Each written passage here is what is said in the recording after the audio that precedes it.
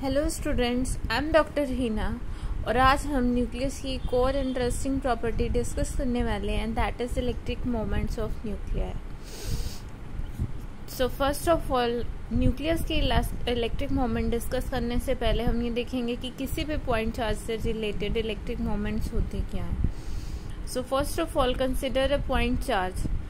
Point charge हम इसलिए consider कर रहे हैं क्योंकि जो न्यूक्लियस के अंदर पॉजिटिव चार्ज होता है that is due to protons और उनका structure itself has a point charge. So consider कीजिए एक पॉइंट चार्ज ई जो कि ओरिजिन पे लोकेटेड नहीं है। This is a Cartesian system of coordinates X Y Z.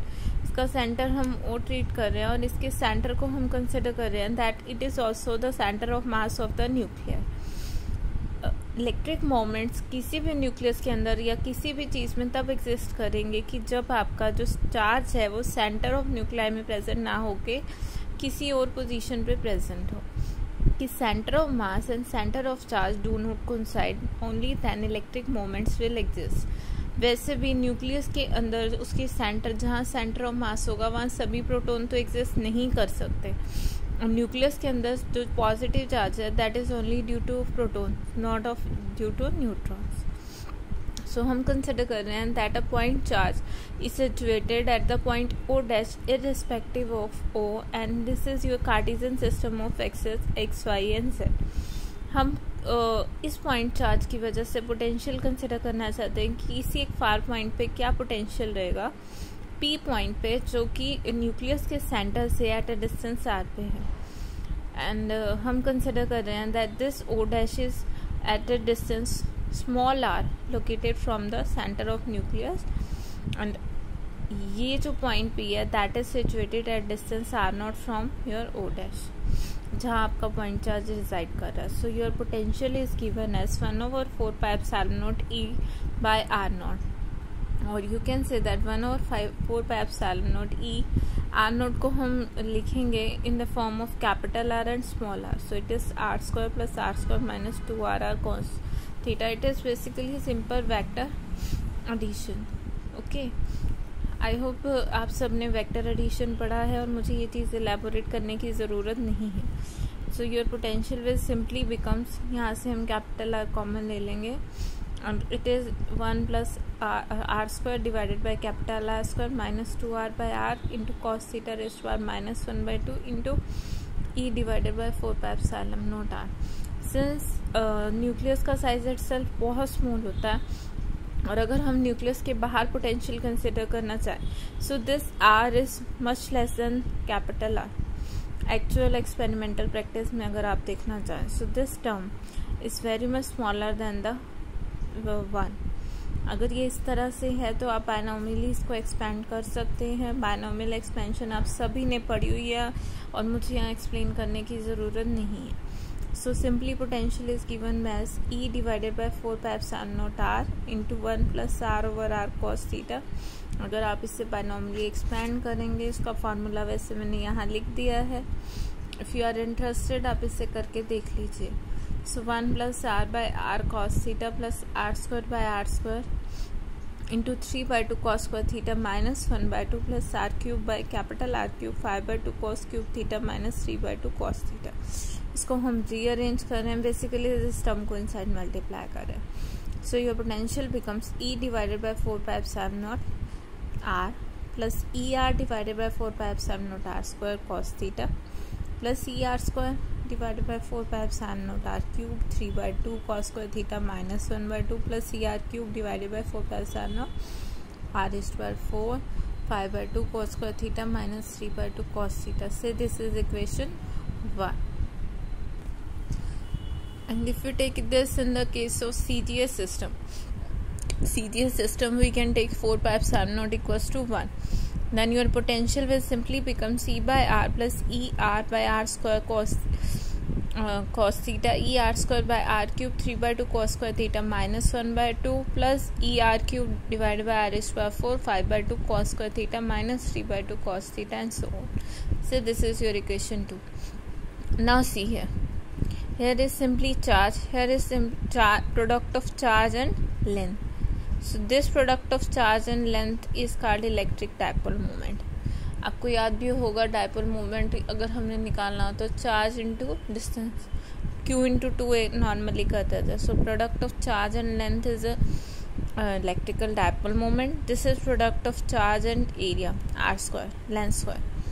So this simply represent the quadrupole moment, and here charge into product cube of radius, or you can say product of charge into volume, so it represent octopole moment.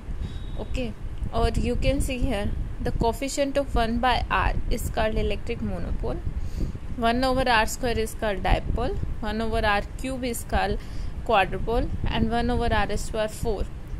इस term का जो भी coefficient है इसको हम कहते हैं electric octupole moment. So these are electric moments associated with your nuclear. अब इन जनरल जो मोस्ट इम्पोर्टेंट है that is your electric quadrupole moment. Dipole moment की बात हम इसीलिए नहीं करते हैं क्योंकि न्यूक्लियस की शेप और उसके स्फेरिकली सिमेट्रिक चार्ज डिस्ट्रीब्यूशन की वजह से ये जो टर्म है ये नियरली ज़ीरो होती है और इतनी सिग्निफिकेंट नहीं होती है न्यूक्लियस के केस में. सो द मेजर टर्म जो सिग्निफिकेंट होती है that is it's electrical dipole moment. अगर हम स्फेरिकल सिमेट्री न्यूक्लियस कंसिडर कर रहे हैं, मैं फिर से बता रही हूँ, अगर न्यूक्लियस स्फेरिकली सिमेट्रिक कंसिडर करते हैं तो centre of mass and charge, centre of charge दोनों के दोनों सेम हो जाते हैं, उस केस में डायपोल मोमेंट वैनिश कर जाता है. और वैसे भी मैं फिर से कह रही हूँ, अगर इलेक्ट्रिकल मोमेंट की बात करें, most important one is your electric quadrupole moment. Okay, so अब ये तो हो गया कि electrical quadrupole moment most important है, बट ये क्या रिप्रेजेंट करता है? Electrical quadrupole moment is basically a parameter which is of importance because it gives a measure of deviation of nucleus from its spherical symmetry. अभी तक आप यही पढ़ते आए हैं, यही मैं कहती आई हूँ कि न्यूक्लियस की नेचर है या शेप जो है स्फेरिकल नेचर का होता है. बट इन जनरल अगर आप बात करें तो हम न्यूक्लियस को स्फेरिकल कह सकते हैं, बट किसी किसी केस में या बहुत सारे कुछ न्यूक्लियस के केस में आप देख सकते, आपको पता चलेगा कि जो शेप है वो स्फेरिकली सिमेट्रिक ना होके थोड़ी सी डिस्ट्रीब्यूटेड है. And this quadrupole moment is basically A measure of that deviation कि न्यूक्लियस अपनी स्फेरिकली सिमेट्रिक शेप से कितना डेविएटेड है. और अगर आप क्वाड्रुपोल मोमेंट देखना चाहें, so it is the coefficient of this term 1 over r cube. It is e r square into 3/2 cos square theta minus 1/2. And I'm just recalling the previous diagram, and from that diagram you can say that cos theta is equals to z by r. Let me show you. Now see here this diagram.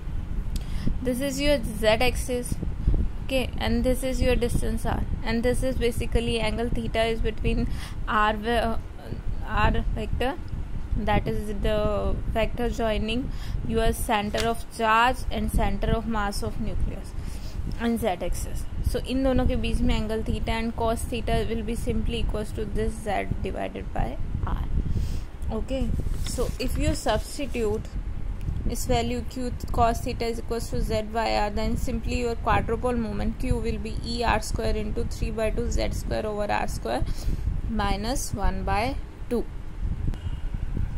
Now, quadrupole moment exists only when the protons are asymmetrically placed about the origin. ये सारी derivation करते हुए I think आपने ध्यान दिया होगा कि जो पोजीशन थी पॉइंट चार्ज की that is away from that of origin में या और न्यूक्लियस के ओरिजिन पे प्रोटोन एग्जिस्ट करता है तो ना ही आप उसे एक्सपैंड कर पाएंगे.